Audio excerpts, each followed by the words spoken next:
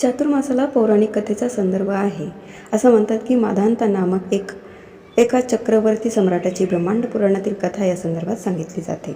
नारदाने विचारले, पित्या ब्रह्मदेवा, आषाढाच्या शुक्ल पक्षातील एकादशीचे नाव काय आहे व तिचे महात्म्य काय आहे ते मला सांगा, कारण मला विष्णूची आराधना करायची आहे.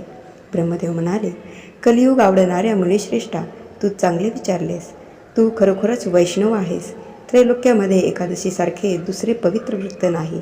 हे वृत्त पुण्यकारक असून ते पापांचा नाश करते व सर्व इच्छा पूर्ण करते.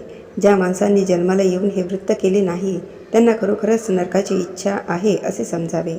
आषाढ महिन्यातील शुक्ल एकादशी पद्मा किंवा शैगनी या नावाने प्रसिद्ध आहे. ऋषिकेशाच्या प्रीतीकरिता या एकादशीचे उत्तम वृत्त जरूर करावे.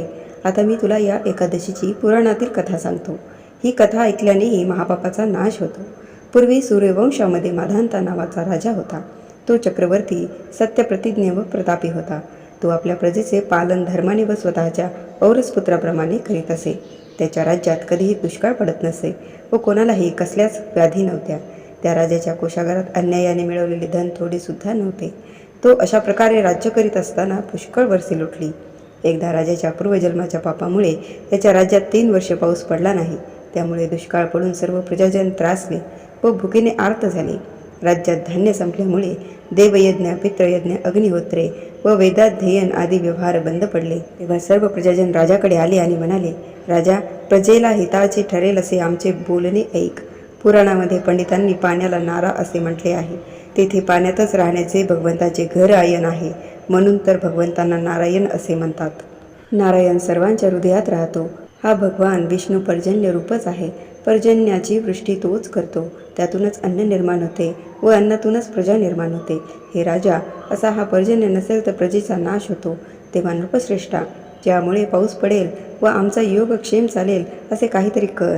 राजा म्हणाला, प्रजाजनांनो, तुम्ही सांगितले ते अगदी खरे आहे. अन्न हे ब्रह्मस्वरूपच आहे.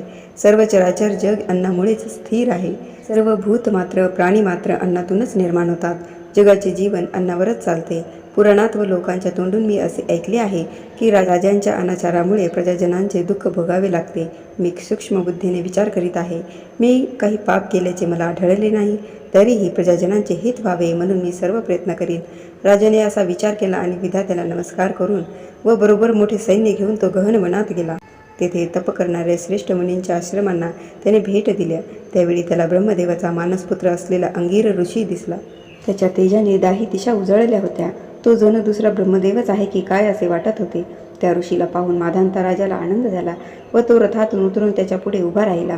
त्या ऋषीने राजाला आशीर्वाद देऊन त्याचे अभिनंदन केले व राज्यातील राजा, प्रधान, मित्र, भांडार, देश, किल्ले व सेना या राजांच्या 7 अंगांविषयी कुशल विचारले. राजाने स्वतःचे कुशल निवेदन करून ऋषींचे कुशल विचारले. नंतर ऋषीने राजाला इकडे वनात येण्याचे कारण विचारले. मुनीला ते कारण सांगताना राजा म्हणाला, मुनिश्रेष्ठा, मी स्वधर्माप्रमाणे पृथ्वीचे पालन करीत होतो. तरीही माझ्या राज्यात अनावृष्टी का व्हावी याचे कारण मला समजत नाही. माझा संशय नाहीसा व्हावा म्हणून मी आपल्याशी आलो आहे. तरी प्रजाजनांचा योगक्षेम चालेल व त्यांचे समाधान होईल असा उपाय सुचवावा. अंगिरा ऋषी म्हणाला, हे राजा, तू आषाढ शुक्ल पक्षातील पद्मा नावाच्या एकादशीचे वृत्त कर. या वृत्ताच्या प्रभावाने तुझ्या राज्यात निश्चितपणे उत्तम वृष्टी होईल. ही एकादशी सर्व सिद्धी देणारी आहे व सर्व उपद्रवांचा नाश करणारी आहे.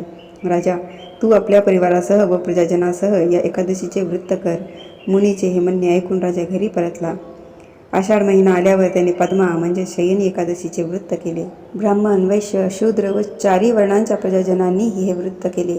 राजा त्या सर्वांनी असे वृत्त करताच मेघांनी वर्षा सुरू केली. सर्व पृथ्वी जलाने भरून गेली व थोड्या दिवसातच ते पिकांनी शोभू लागली. ऋषिकेशाच्या प्रसादाने सर्व लोकांना सौख्य लाभले. याकरिता पद्मा एकादशीचे हे उत्तम वृत्त अवश्य करावे. हे वृत्त ऐश्वर्य व मुक्ती देणारे व सर्वांना सुखदायक आहे. या एकादशीचे महात्म्य वाचल्याने किंवा ऐकल्याने मनुष्य सर्व पापातून मुक्त होतो. याप्रमाणे ब्रह्मांड पुराणातील पद्मा एकादशीचे महात्म्य संपूर्ण झाले.